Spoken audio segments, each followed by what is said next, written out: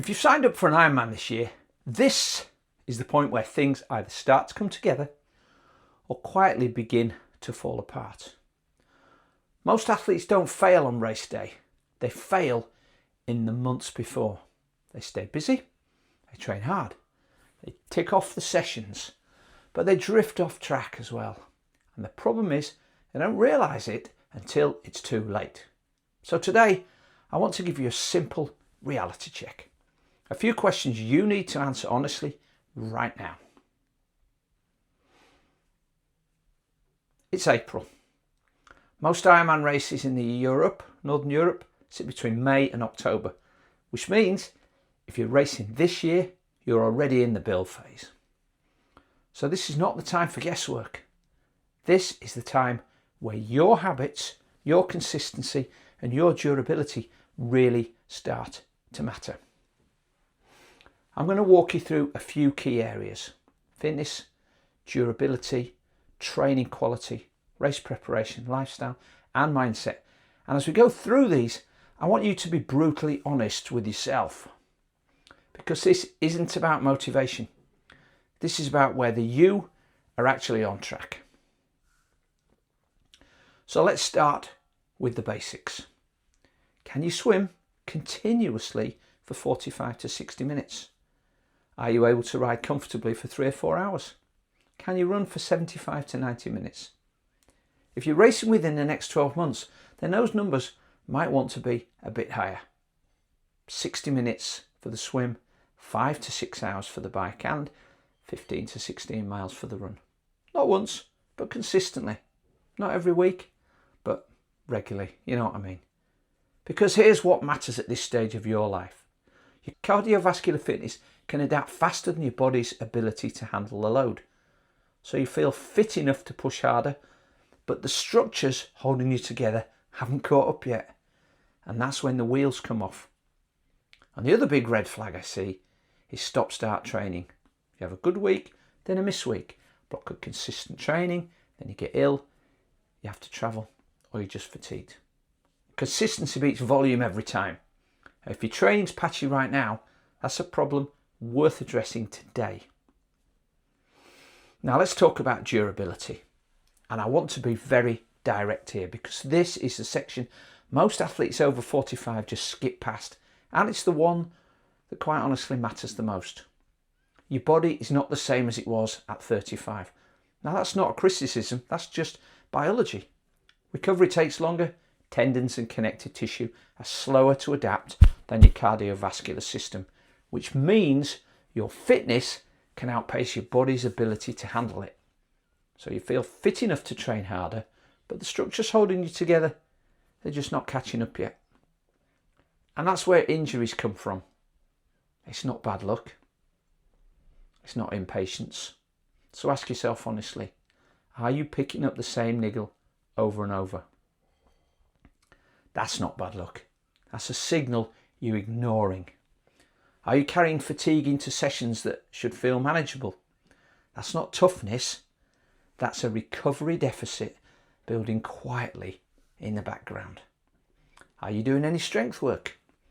Not because it's trendy, but because after 40, it's a non-negotiable. Muscle mass, tendon resilience, joint stability. These are the things that keep you on the start line. Can you handle back-to-back training days without feeling broken for another 3 days afterwards? Because here's the truth about Ironman at this stage of life. The race is just one day. The training is months. And your job is to protect your ability to keep showing up day after day, week after week. Durability is not a nice to have. It's the foundation everything else is built on. Now let's look at your training. Is it structured, or are you just staying busy? Do your sessions have purpose, or are you just adding volume because you think that more's better? More is not better. Better is better. If you don't understand the purpose of your sessions, you're just accumulating fatigue, and eventually that will catch up with you. Now we get into the race specific work. Have you started doing those long rides, you know, the 6 hour ones? Are you introducing brick sessions? Not just bike to run, but swim to bike. Have you practiced your race day nutrition? Do you know what your pacing strategy is?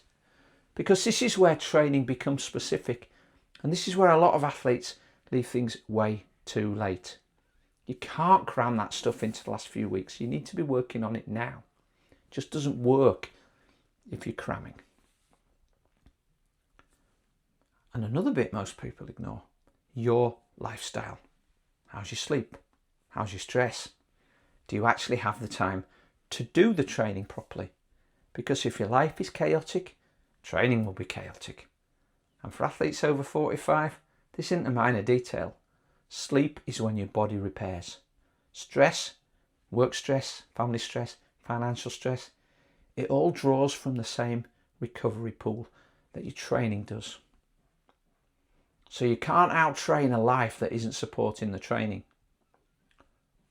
Once again, recovery is not an optional. It's a non-negotiable, and it is part of the training. And at this stage of life, it deserves as much attention as the sessions themselves. Right, let's talk about mindset. Now, I don't need the motivational power version of mindset, the toughness up here, keep going, keep going. I'm in the quiet, honest conversation you have with yourself at 5:30 a.m. when the alarm goes off and you're already tired. Because here's what I see from athletes in their 40s and 50s. The challenge isn't motivation. Most of you are highly motivated. You signed up for an Ironman. Motivation's not your problem. The problem is expectation. You're comparing your current self to a version of you that existed 10 or 15 years ago.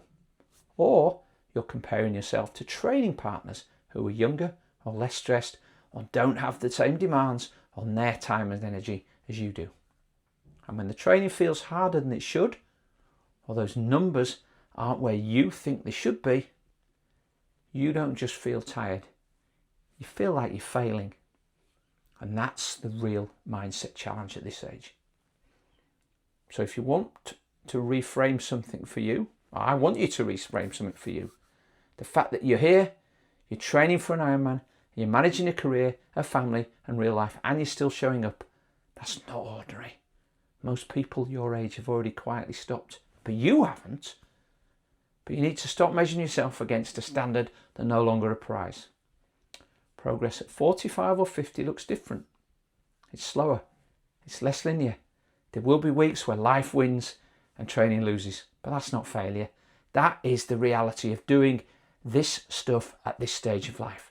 The athletes who make it to race day aren't the ones who train perfectly. They are the ones who stay consistent despite perceived imperfection, who adapted when things went wrong, who didn't let a bad week become a bad month. Setbacks will come. Injury, illness, work, family, something will disrupt your plan. And the question is not whether that happens. The question is who you are when it does. So, if you're watching this and thinking, that's me, that's good, because there is still time to fix it. But only if you're honest about where you are right now.